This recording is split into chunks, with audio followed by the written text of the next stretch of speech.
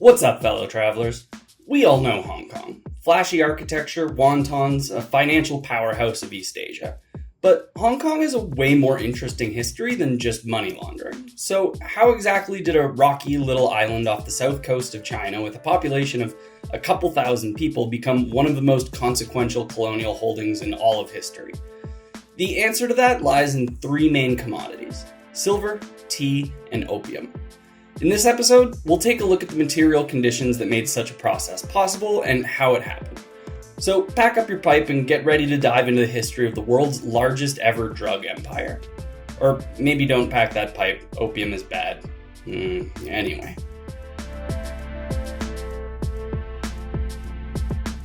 I'm pretty sure everyone knows what opium is. It's a drug made from poppies, particularly the Papaver somniferum. When you cut into the seed pod on a flower, a milky-looking goop leaks out, and when it dries, it turns into a brown gummy substance.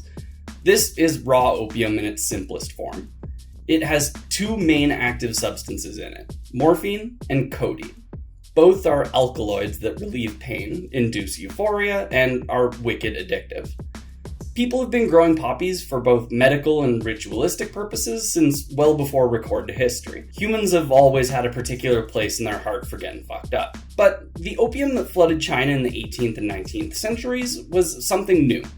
It was an industrial commodity, manufactured on a modern industrial scale in British-held India, processed as a standardized product, and then marketed and distributed into China by a sophisticated network and on a scale only made possible by modern capitalist structures that were still relatively new to much of the world at the time. There are two main ways that opium was consumed at the time. It could just be eaten or dissolved into water in the form of an opium tea, or the method preferred by most Chinese at the time, and of course their British dealers, smoking. Smoking opium is much more potent than eating or drinking, and is much more addictive, especially the more highly refined version that the British were making, called chandu. And one can easily look at that word, chandu, and assume it comes from two Chinese characters, but it doesn't. It has its own interesting etymological history that'll be our first little side tangent. The word originally comes from Tamil, an Indian language, but interestingly, that isn't where it was picked up by the British. It traveled from India to maritime Southeast Asia via Indian traders to what is now Malaysia, and it was adopted into Malay as chandu. And it was there that the British picked up either chandu or chandu. The original Tamil and Malay words just mean a sticky paste of any kind, but once the British took to it, it became a marketing term for their specific type of opium. Anyway, the transition to smoking opium changed it from a medical substance into a recreational narcotic. While it had, at first, started as a practice of the elites, usually associated with scholars, officials, and wealthy merchants, it eventually spread across all classes of Chinese society, from imperial courts to the urban poor, and from the coastal port cities to the villages of the interior.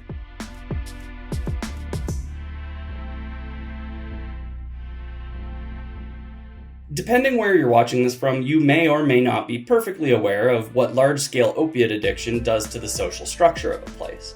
While the impacts on individuals is more obvious, the weight loss, respiratory issues, damaged immune systems, even impotence, and the psychological deterioration, apathy, depression, the lack of the ability to concentrate. Opium addiction is expensive. People end up selling their possessions, their land, if they have it, and eventually their children and themselves.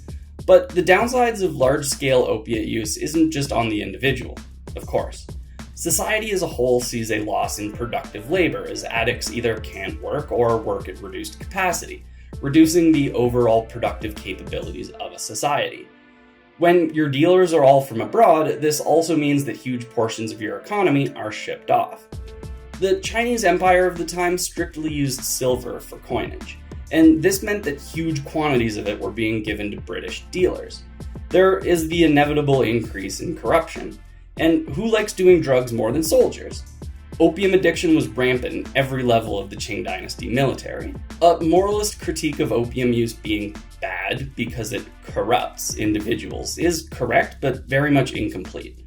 The materialist point is that opium consumption renders consumers incapable of productive labor for their society. It eroded the material basis for Chinese society at the time, much as its modern versions are doing in other parts of the world right now. Addicts can't farm, can't weave, can't fight. The actual labor power of millions of people was destroyed by this commodity. This lead up to the Opium Wars wasn't any kind of cultural conflict. It was both imperial commerce, just doing capitalism, but also active destruction of a society's productive capacity.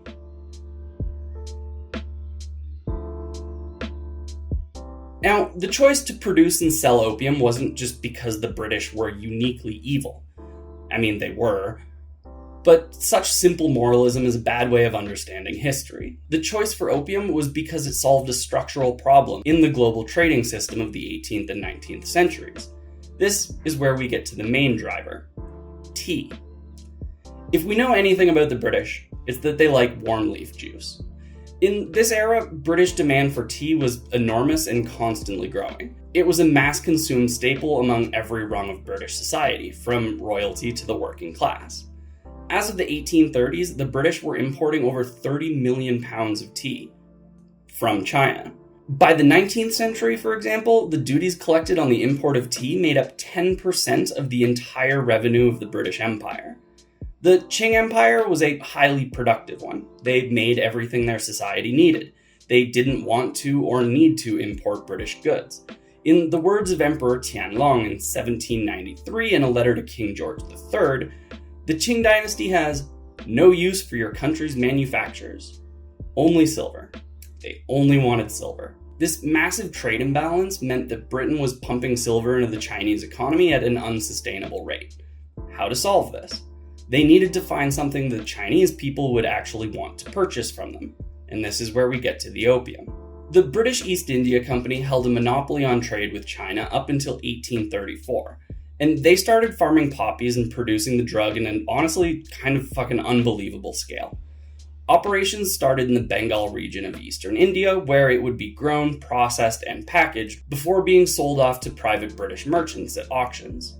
These merchants, generally referred to as country traders, would then ship the opium to the Chinese coast and sell it, illegally of course, to Chinese smugglers who would then distribute it throughout the mainland. These smugglers would buy the opium with silver, that the same merchants would then buy tea with, and return the tea to British markets. This provided a closed, self-reinforcing circuit of extraction.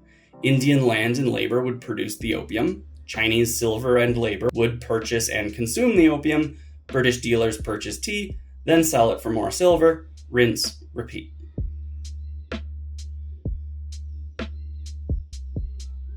The Qing dynasty, the last imperial dynasty of China, lasted from 1644 to 1912.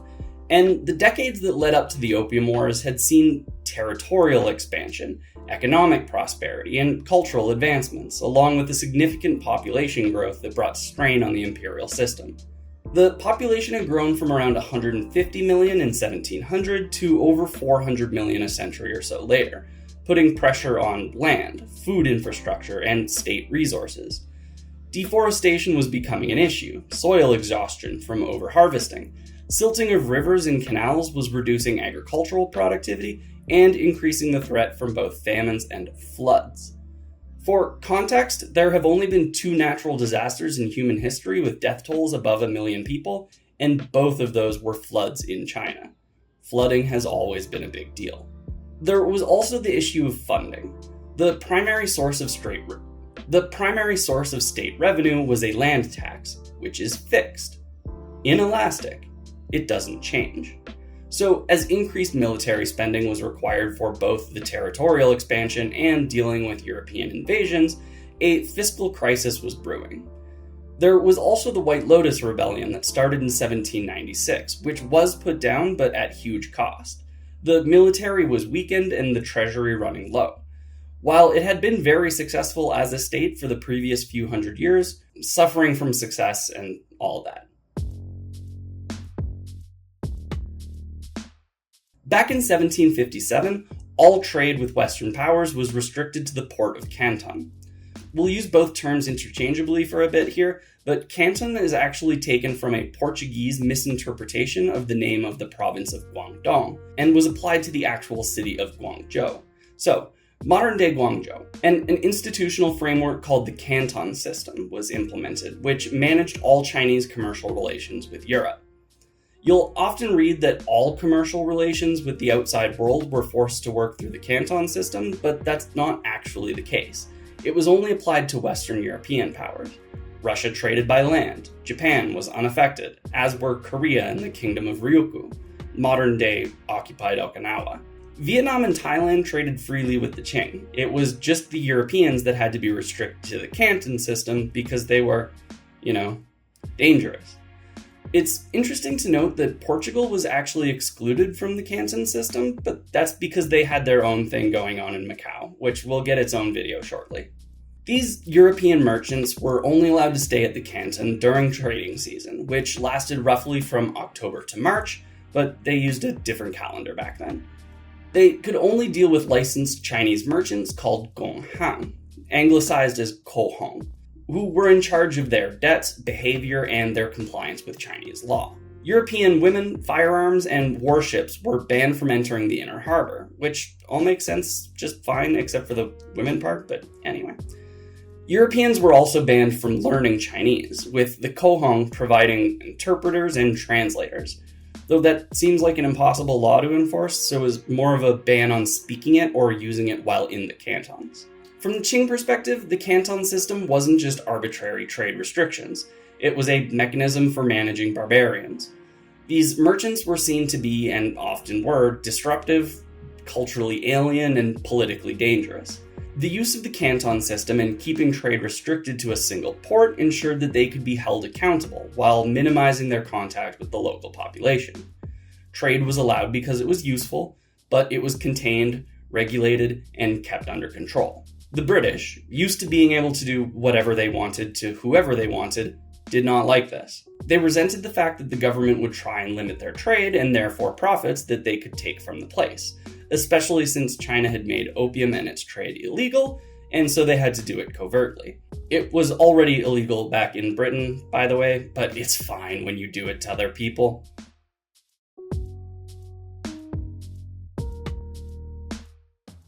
Between 1730 and 1830, the amount of opium being sold into China had increased 20,000%. Yeah, 20,000%. Suffice it to say, the trade imbalance had reversed. It initiated what in English is called the silver drain, and in Chinese, the Baiyin Liao Ru. While Chinese inflow and outflow of silver had been both positive and negative over the millennia, the opium-driven silver drain was a complete reversal of the kingdom's macroeconomic balance sheet with the world. The silver drain caused deflation. With a contracting money supply, prices were depressed, which made debts and taxes harder to pay. Those taxes were all assessed in silver, but the peasantry was paid in copper, meaning they would need to purchase silver to pay taxes. As silver became increasingly scarce because it was all being shipped back to London, the actual paid tax burden on the peasantry increased, even if the nominal tax rate had never been raised. As distress in the rural areas got worse, the state had increasing trouble in collecting taxes at all. Taxes needed to pay for the development of roads and bridges, keeping a functional military, all of that state stuff. Beyond this, there was also intense corruption among local officials who were complicit in the opium trade. Instead of using that silver to take as higher bribes or to invest in more opium, instead of sending it back to Beijing for state functions. The drug trade didn't just hurt individuals by addiction, it completely restructured the entire monetary economy of China. By draining silver from circulation, it put deflationary pressure on a society that relied on silver for taxation and trade. A peasant in rural China who had never once gotten high on opium was still paying the price as higher real taxes and falling crop prices just made life shittier. The opium trade was a macroeconomic assault, not just a morally bad call. By the 1830s, opium smuggling wasn't just a big industry, it was a dominant segment of the entire Chinese economy. The numbers are insane. While the British Empire is one of the last states to ever deserve the benefit of the doubt, we want to make sure we remain impartial. Actually, fuck impartiality when talking about empires, but still. Here are the numbers from Britannica. 100 years earlier in 1729, the amount being imported was 200 chests a year. We'll get to how much that is later, just think of those big wooden pirate-style chests. In 1820, it had gone up to 10,000 per year, By 1838, it had gone up to 40,000 chests per year. The chests varied in size depending on their origin points, but averaged about 63.5 kilograms of opium per chest. A little bit of basic math tells us that 63.5 times 40,000 is 2,540,000 kilograms per year. Over 2.5 million kilograms of opium per year. The trade completely offset the price of Chinese exports, the price of 2.5 million kilos of opium being way higher than literally all the tea in China, and the silk, and the porcelain. Somewhere between 4 and 8 million people, between 1 and 2% of the entire Chinese population, was regularly smoking it. Local officials openly colluded in the drug trade. At that scale, how could they really be expected not to? When the opium landed at various places along the southern coast, mostly in Guangdong and Fujian provinces, organized smuggling networks would bring it inland. Customs officials, magistrates, and military officers all took bribes and looked the other way. Corrupt is an insufficient word, really. The opium trade had taken over. In the Qing imperial court, there was plenty of debate over how the opium crisis should be responded to. There were two broad factions that came about. The first was the legalization faction. They argued that opium prohibition was unenforceable and counterproductive. They advocated for legalization of the trade, implementing of tariffs, and even encouraging domestic poppy cultivation to take the economic driver of the trade into their own hands. In their opinions, the silver drain was the most critical part of the problem. If the opium was produced domestically, the silver would stop being drained from the local economy. They also feared that continued enforcement of the ban would eventually provoke the notoriously war-hungry British into a conflict that China wouldn't be able to win. Foreshadowing. The other faction was the prohibition faction. They argued that opium was morally and socially intolerable. Economic considerations be damned, it was just bad shit. They wanted strict enforcement of the existing laws, including the death penalty for repeat offenders. They wanted corrupt officials that were taking part in the trade to be arrested and properly punished. They wanted foreign merchants who were caught with opium to be forced to surrender over their stock and to pinky swear they wouldn't do it again, in writing. At this point in time, the emperor was Dao Guang. He went back and forth on who he sided with, but ultimately landed on agreeing with the prohibitionists. Get that shit out of here. So, in 1838, he appointed a guy named Lin Zexu as imperial commissioner and assigned him plenipotentiary authority. Plenipotentiary is a word that we didn't know until reading about Lin Zexu, but it basically means go the fuck to town. You have full authority to do whatever you have to do to get your mission done. Just get it done. Complete, unreserved authority to sign treaties, make decisions, and act on behalf of the government in interactions with foreign nations or while abroad. Full power. Lin was a distinguished scholar and an official with a widely held reputation for being honest, efficient, and morally upright. Famously good dude, as it were. The emperor had enough confidence in him that he gave him full power of the state, after all. He had no military or naval experience, rather he was an administrator, a statesman, not a soldier. Before leaving for Guangzhou in the Canton, Lin submitted this, the now famous memorial to Emperor Gaoduang, that outlined his proposed strategy. In it, he identified two main problems. Foreign drug dealers were breaking Chinese law, and corrupt Chinese officials were letting it happen. So, there were two parts to the solution.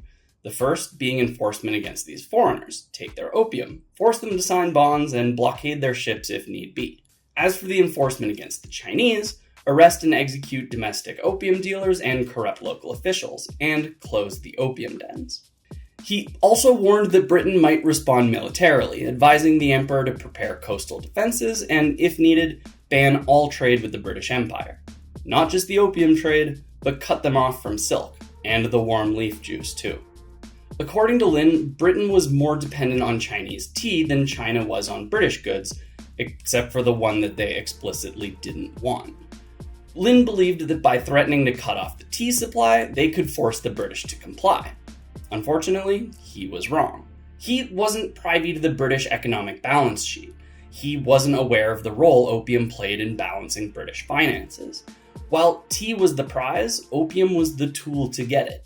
No opium, no silver to buy tea. If the British stopped selling opium, eventually they would run out of silver to buy tea with. It was, old friend of the show, a structural imperative for them.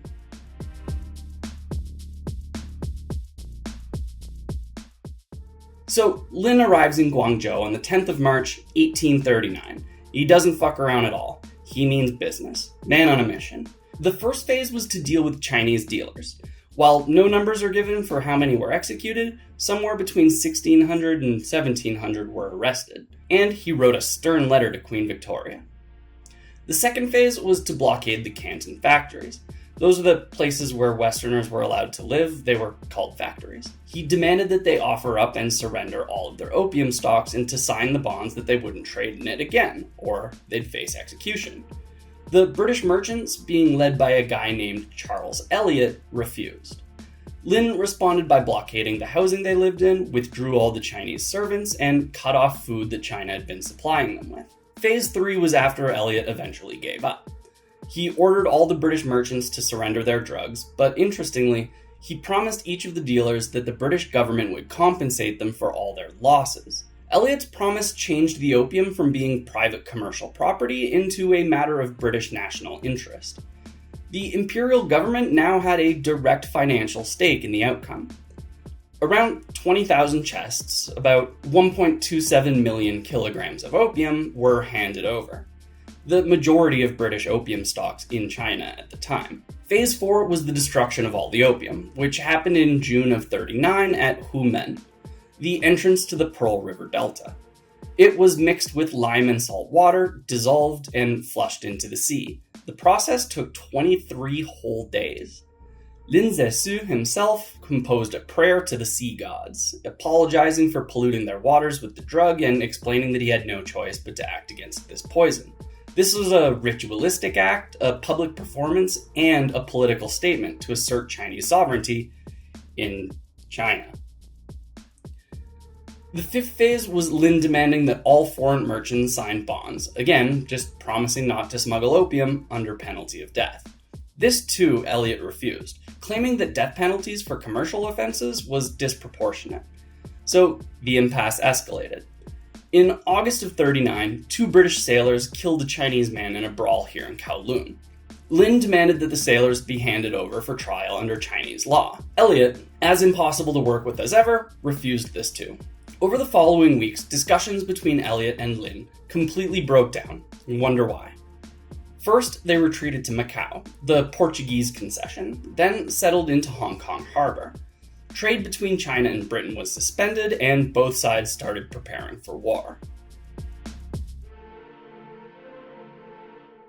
The first skirmishes between British and Chinese forces were in September and November of 1839. The first, known as the Kowloon Skirmish, happened in September when both sides started firing at each other. The outcome was inconclusive, but it was obvious that the British were already eyeing the harbor long term. On the 3rd of November, what in English is known as the Battle of Chuanbi in Chinese, near the entrance to the Pearl River, British warships engaged with Chinese boats, and the superior cannons on the British ships caused a Chinese retreat. The engagement wasn't particularly conclusive either, but it was politically significant as the first real open combat between the two nations where people died.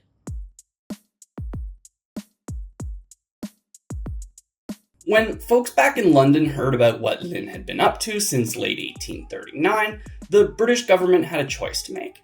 They had to either accept the fact that their drugs had been busted and that their dealers weren't allowed in anymore, or use military means to force the Chinese market open again. Both sides of the British Parliament bitched back and forth. The Whig Party that led the government at the time, headed by famous cuck Lord Melbourne, wanted military action. The Tories, themselves headed at the time by proto-fascist Robert Peel, argued against it on moral grounds, because even as big of a piece of shit he was, well, obviously, it was bad. The anti-war for drugs side also had William Gladstone, who gave a famous speech in April of 1840 on the topic. A war more unjust in its origin, a war more calculated in its progress to cover this country with permanent disgrace, I do not know, and I have not read of. This guy wasn't a radical, he wasn't a peacemonger, he was a conservative. He was against the Opium War because of his religious convictions, not because he was an anti-imperialist. But his speech is pretty demonstrative of just how wacky and over-the-top evil many, even in Britain, thought the idea of going to war for the right to addict people to drugs was. Despite the badly written comic book level of evil, the motion passed and the British Empire decided to go to war to fight for their rights to sell narcotics to the Chinese.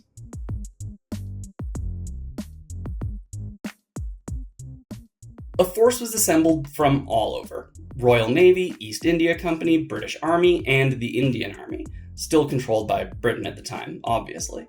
They rounded up the available ships.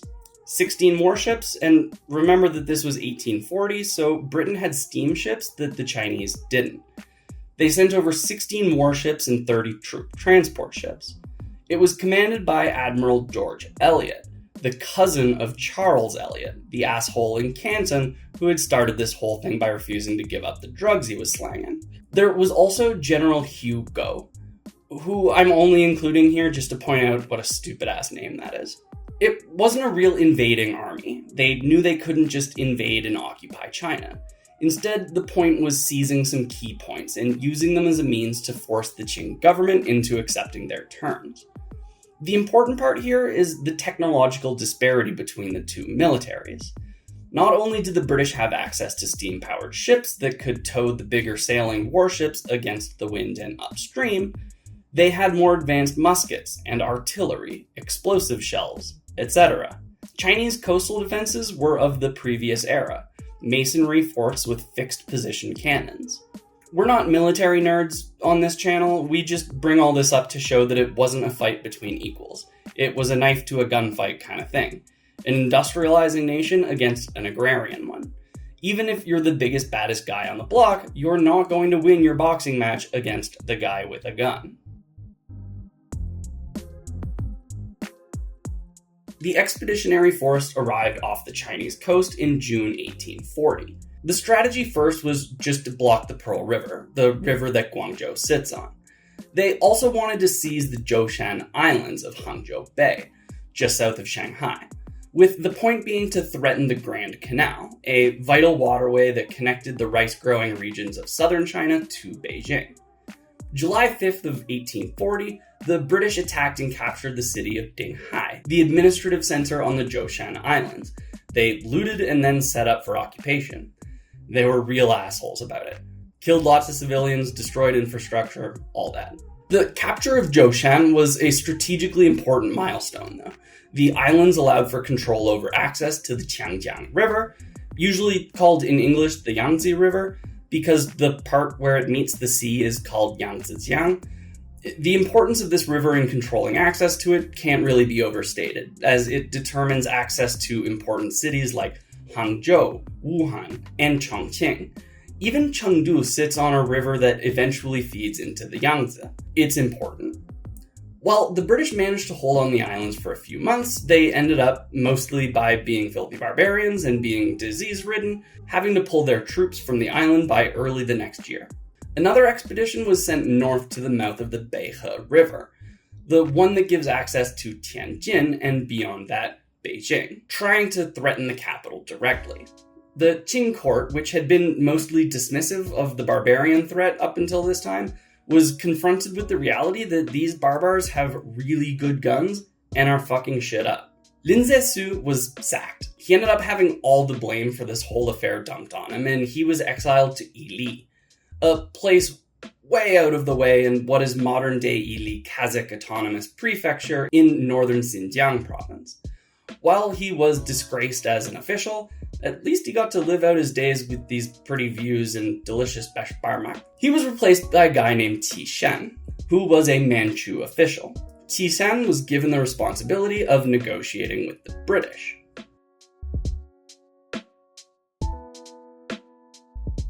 Qi Shen headed south to meet with Charles Elliot at Chuanbi. The negotiations led to the Convention of Chuanbi, a preliminary agreement that included the restoration of trade at Canton, restored diplomatic relations, 6 million silver dollars to compensate the British drug dealers who had lost their product after being seized by Lin, and the cession of Hong Kong Island to Britain. We did it. we learned how Britain got Hong Kong. But history books talk about the Opium Wars in plural, so the story doesn't end here. And Hong Kong is much bigger than just the island anyway, so let's keep going.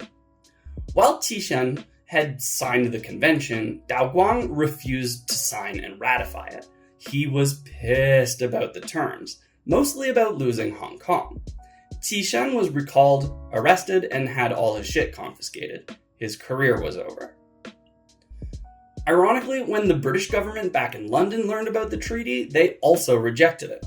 The Prime Minister at the time, Palmerston, thought the conditions weren't harsh enough. He wanted even more money, and wanted more ports to be open to sling their product through. He also thought that Hong Kong Island kind of sucked and wanted a better one. Charles Elliot got recalled and replaced by a guy named Henry Pottinger, who also has a stupid-ass name. He would eventually become the first governor of Hong Kong in 1843, and this street still has his name, but we'll get to that when we get to it. For now, war resumes.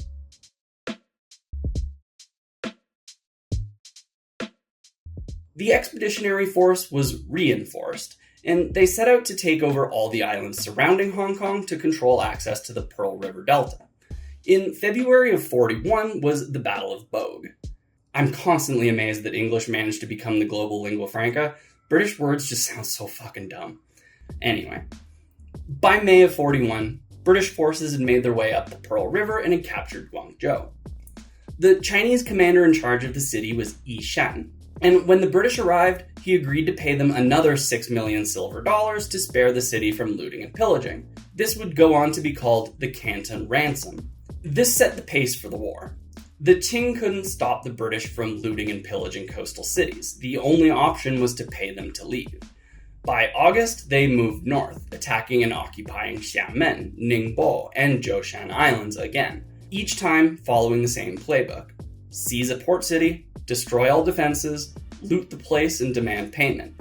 Then withdraw or leave a small garrison to terrorize locals, then move on to the next large city. They looted indiscriminately, raping and pillaging their way along the coast.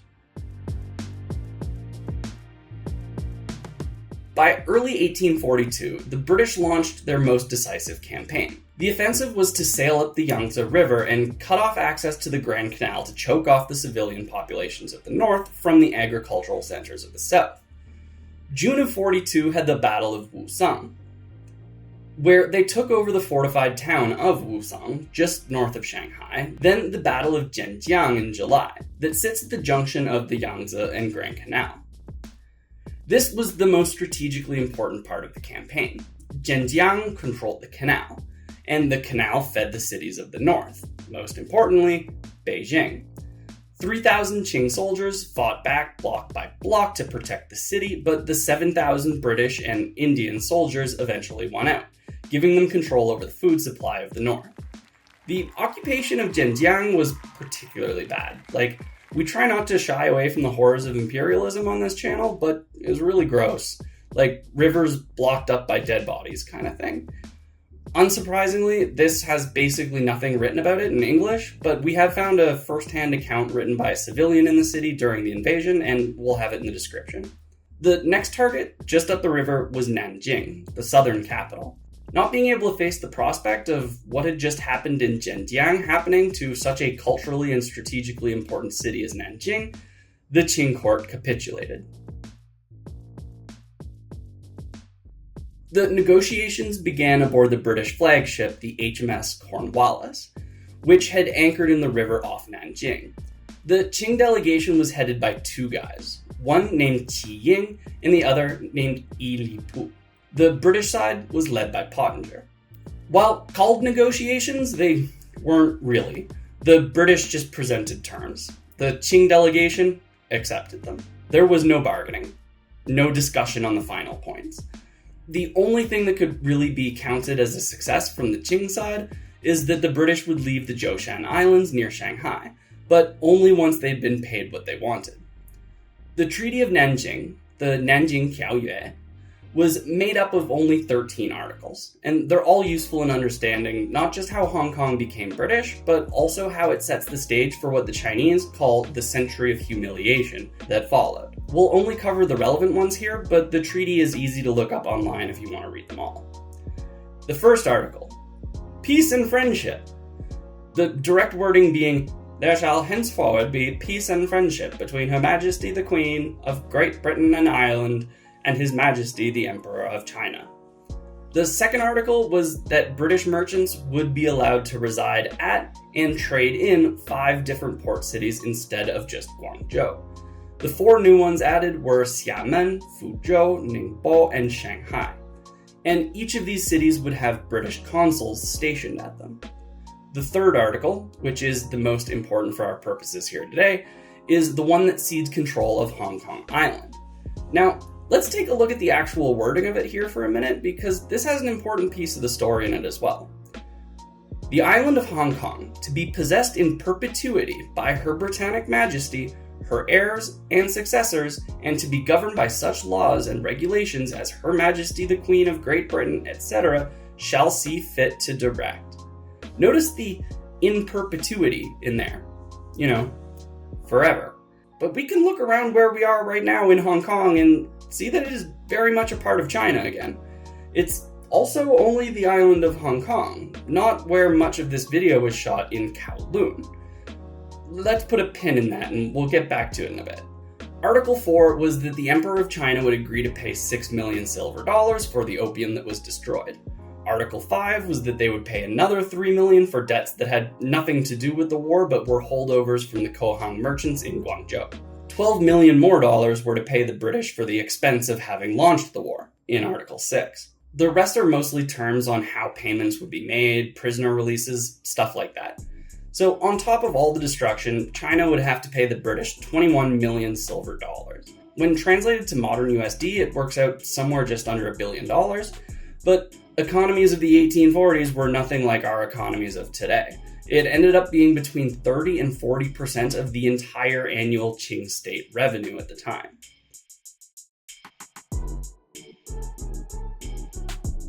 The island of Hong Kong that Britain got wasn't exactly the glistening urban center it is today. Palmerston famously referred to it as a barren island with hardly a house upon it, which was right, but also that it will not be a mart of trade, which turned out to be comically wrong. It would just take a little while. The first British settlement on the island was concentrated at Victoria, what makes up modern Central, on the north shore of the island. It looked out over the harbour that separated it from the mainland. What would go on to be named Victoria Harbour was by far the colony's most valuable asset. It was a sheltered, deep-water anchoring port that was big enough for even the biggest ships of the time, and positioned perfectly at the mouth of the Pearl River Delta. The colony pretty quickly got a reputation as a death trap, with early settlers living in squalor. Syphilis, malaria, dysentery, and typhoid were practically ubiquitous, and the Chinese referred to it as the Fatal City. The mortality rate for the soldiers stationed there was one of the highest in the entire empire. The place was also lousy with pirates, who consistently attacked the merchant shipping that was the only thing the colony really had going for it. This went both ways though, since those merchants were mostly just smugglers anyway, who were smuggling drugs and weapons into China. Despite the reputation for death and disease, the population did grow quite quickly. As conditions on the mainland continued to deteriorate, people migrated to the island in search of opportunities. That's what happens when you help ruin a place, people migrate from there. Tale as old as time. By the 1850s, the population was over 30,000, mostly Chinese. They were met, completely unsurprisingly, with a strict racial hierarchy. Hierarchy is almost too on the nose of a term in the Hong Kong story because it was literally defined by height up the mountain. Whiteys occupied the desired elevated areas of Victoria Peak and the mid-levels, with Chinese residents confined to the crowded and unsanitary districts in Xiongwan and Wan Chai. While it wasn't written into law until 1904 with the Peak District Reservation Ordinance, it was built into the city's structure from the start. The early small European population that lived there gives us context for a materialist understanding of the settlement. It was an extraction project, not one of settlement. British people weren't coming to Hong Kong to farm or build communities. They came to control a harbor, to control access to one of the most important river deltas of China, and to project military power into it. The small European elite administering a large Chinese labor population reflects this. The Treaty of Nanjing didn't mention opium at all, outside of the Qing state being required to repay the British dealers. So obviously in the period after the war, the opium trade only grew. Since the treaty didn't include anything on the drugs, the British took this as tacit acceptance that the Qing state, weakened and humiliated, simply weren't in the position to enforce their own prohibition laws anymore, and thus could be taken advantage of more fully. By the 1850s, annual imports were up to 60,000 chests, or just about 4 million kilos, with all of it passing through Hong Kong. It would be shipped over from British India on the biggest shipping vessels, then stored there. It would then be put onto smaller, faster, and heavily armed smuggling vessels and brought over to the mainland. By the mid-1850s, tensions between Britain and China were heating up again. Despite the terms of the treaty, it wasn't going exactly as Britain had wanted.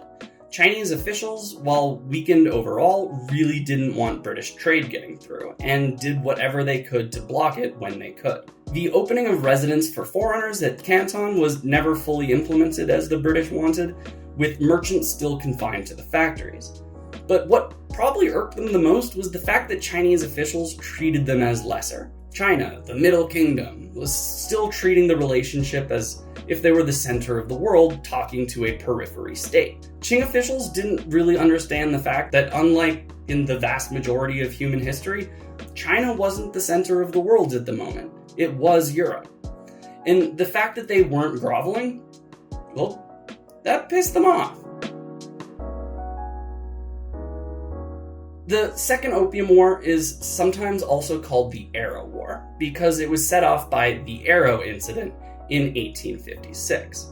A small smuggling vessel called a lorcha and named the Arrow, actually a Chinese-built ship but flying the British flag, was boarded by Chinese officials in Guangzhou because, let's be straightforward here, they were doing straight-up piracy.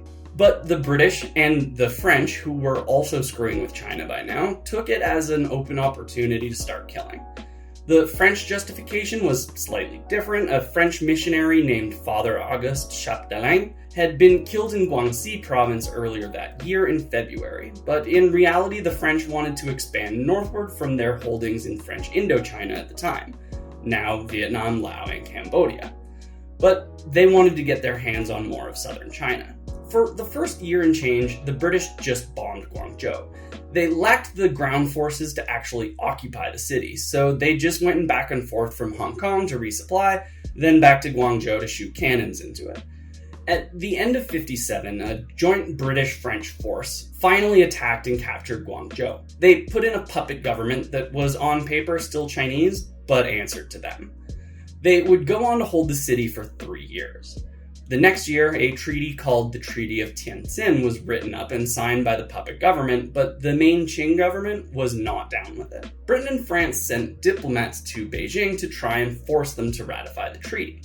But on the way, assuming they were military, because obviously they were being escorted by the military, the Qing army fired on them from the Dagu forts at the mouth of the Hai River.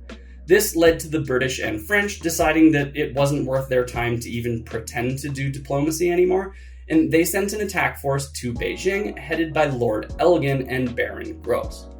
They captured the Dagu fort in August of 1860, and in September, they defeated the Qing army at the Battle of Bali Tiao, opening the road directly to Beijing.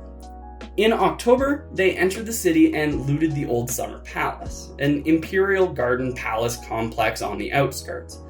They stole all the porcelain, jade, gold, and art, and then burned the rest down on order of Elgin.